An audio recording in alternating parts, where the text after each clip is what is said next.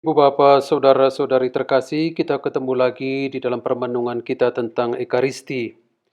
Kali ini kita akan berbicara bagian kedua dari perayaan Misa, yaitu liturgi Ekaristi. Liturgi Ekaristi dibagi lagi dengan 3 subbagian, yaitu persembahan, doa syukur agung, dan komuni kudus, lalu ditambah dengan ritus penutup. Persembahan adalah saat di mana kita membawa persembahan ke altar, roti dan anggur yang akan diubah atau terjadi transubstansiasi menjadi tubuh dan darah Kristus. Kita ingat anak yang membawa 5 roti dan 2 ikan kepada Yesus. Kemudian Yesus memperbanyak roti itu dan ikan itu dan dibagikan kepada 5.000 orang laki-laki saja, bahkan sisa. Jadi persembahan yang kita bawakan kepada Yesus diubah menjadi rahmat yang terbesar untuk makanan rohani kita, yakni Yesus Kristus sendiri. Sehingga setiap kali kita perlu membawa persembahan sesuatu, entah diri kita sendiri, orang-orang yang kita kasihi, suami, istri, anak-anak, orang tua, kerja kita, harapan kita, dan semua yang ada yang menjadi kerinduan kita. Juga sukacita, syukur, derita, sakit. Kalau memang tidak ada apapun yang dipersembahkan, maka kita mempersembahkan diri kita sendiri dengan seluruh kerapuhan dan keberdosaan kita kepada Allah. Agar Yesus sendiri, roti kehidupan itu, mengubah kita untuk menjadi orang yang lebih baik, menjadi lebih serupa dengan Allah sendiri. Sebelum memasuki profasi, biasanya imam akan berdoa dalam hati untuk memohon disucikan dan dibersihkan dari dosa dan kesalahan dengan mencuci tangannya. Ini artinya, dalam Ekaristi, imam juga sungguh-sungguh berdoa, berdialog dengan Allah di dalam hatinya. Lalu setelah doa persembahan, imam akan mengucapkan prefasi. Prefasi ini berasal dari 2 kata, yaitu pre dan factum. Artinya sesuatu, fakta yang terjadi karena tepat sebelum doa syukur agung. Jadi imam akan berdialog dengan umat. Imam akan katakan Tuhan sertamu dan dijawab dengan dan sertamu juga. Lalu imam mengajak umat, marilah kita mengarahkan hati kepada Tuhan. Dan umat menjawab, sudah kami arahkan. Umat diajak untuk mengatakan, mengangkat hati dan seluruh dirinya kepada Tuhan yang sedang mengorbankan dirinya di altar. Kita diajak untuk mengenal dan mengalami cinta kasih-Nya, maka kita bersyukur dan mengangkat hati kita untuk memuji Allah. Ini makna dan tujuan dari liturgi, yakni menuntun hati kita kepada Allah. Menuntun hati untuk momen yang paling penting di mana Allah hadir dalam tubuh dan darahnya di altar. Sehingga Paus Benediktus katakan demikian, kita mengangkat hati tidak sekedar menyelesaikan ritus itu sendiri, tapi sungguh merasakan syukur bagaimana Allah datang, bagaimana Allah menjumpai setiap orang. Maka kita mengangkat hati untuk memuji kemuliaan Allah itu. Prefasi diakhiri dengan nada memuji kekudusan Allah. Lagu kudus sungguh bernuansa kitab suci. Bagian pertama, kita belajar dari paduan suara para malaikat. Kata kudus diulangi 3 kali untuk memuji 3 pribadi ilahi, Bapa, Putra, dan Roh Kudus. Sedangkan pada bagian kedua dari kudus diambil dari seruan umat ketika Yesus memasuki kota Yerusalem pada Minggu Palem. Diberkatilah dia yang datang dalam nama Tuhan.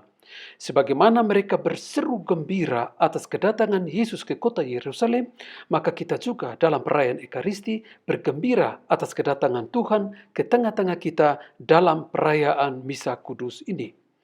Oleh karena itu, bisa kita katakan bahwa kudus adalah nada surgawi dan duniawi. Kudus adalah nada para malaikat dan manusia kepada Allah. Lalu kita masuk bagian sub yang kedua, yaitu doa syukur agung. Di awal doa syukur agung, imam akan berdoa mohon kepada Allah Roh Kudus untuk menguduskan persembahan yang sudah diletakkan di atas altar. Untuk itu, imam merentangkan tangan ke atas persembahan, seperti Roh Kudus yang datang ke dalam diri Bunda Maria dan diri para rasul, sekarang dalam perayaan Ekaristi, kita memohon agar Roh Kudus yang sama itu datang dan menguduskan persembahan itu, serta menghadirkan Kristus di antara kita. Setelah memohon Roh Kudus, kita masuk ke inti atau jantung doa syukur agung.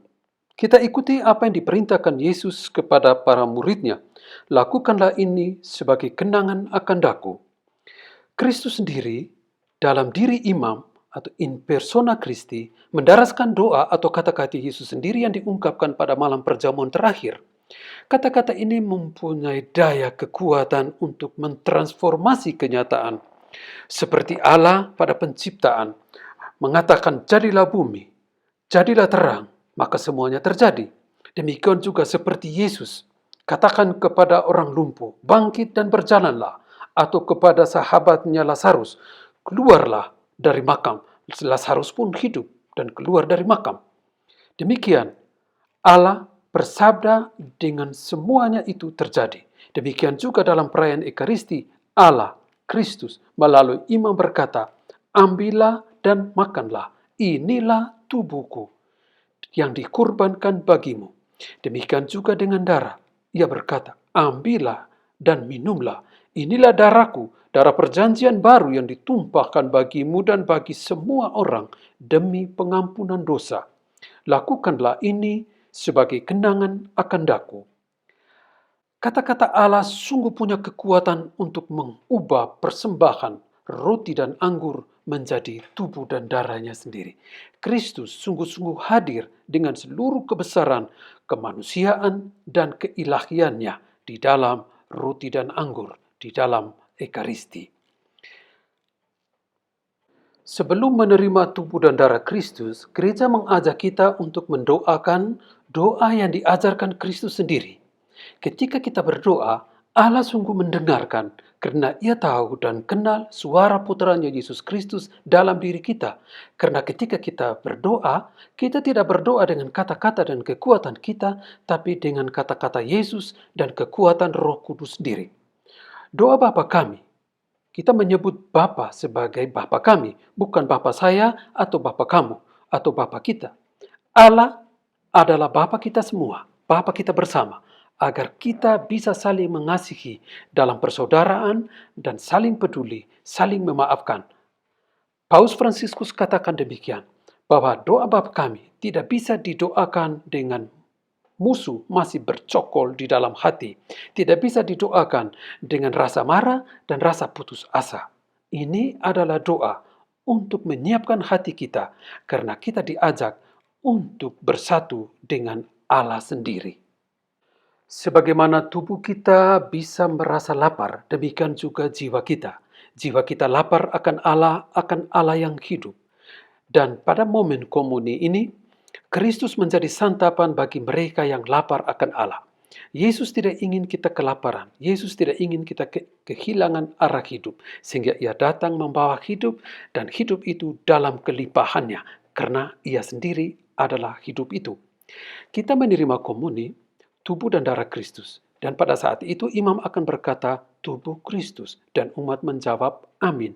Artinya, saya setuju, saya percaya bahwa Kristus sungguh hadir dalam roti dan anggur ini. Sehingga umat harus menjawab kata amin.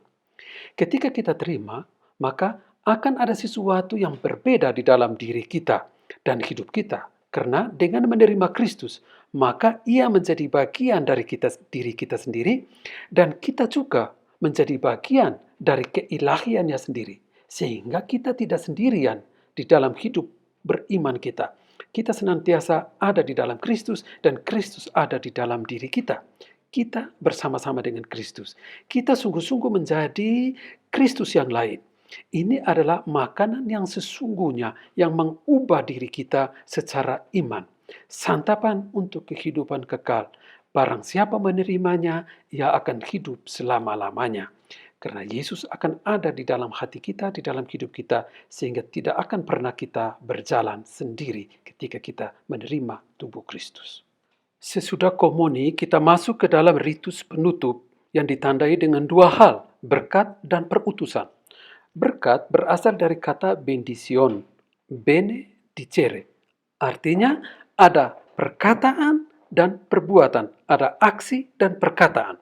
Sehingga imam berkata, semoga saudara sekalian diberkati oleh Allah yang Maha Kuasa, Bapa, Putra, dan Roh Kudus. Artinya kita dengan kekuatan Allah Tritunggal Maha Kudus diajak untuk menjadi berkat bagi orang lain dengan perkataan dan perbuatan.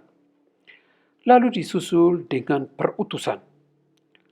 Imam akan berkata, pulanglah dalam damai Tuhan. Demikian, kita diutus oleh gereja untuk pulang dalam sukacita, dalam damai. Karena apa? Karena kita sudah berjumpa dengan Tuhan, kita sudah mengalami Allah yang rahim, kita sudah dibaharui oleh Allah sendiri, dan kita diberi kekuatan untuk menjalani misi perutusan Allah untuk menjadi berarti bagi Tuhan dan bagi sesama dengan perkataan dan perbuatan. Itulah ritus penutup, berkat, dan perutusan.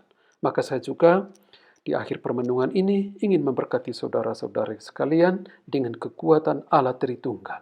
Semoga saudara-saudariku sekalian diberkati oleh Allah yang Maha Kuasa, Bapa dan Putra dan Roh Kudus. Amin. Terima kasih Bapak Ibu Saudara-saudari sudah bergabung di channel ini.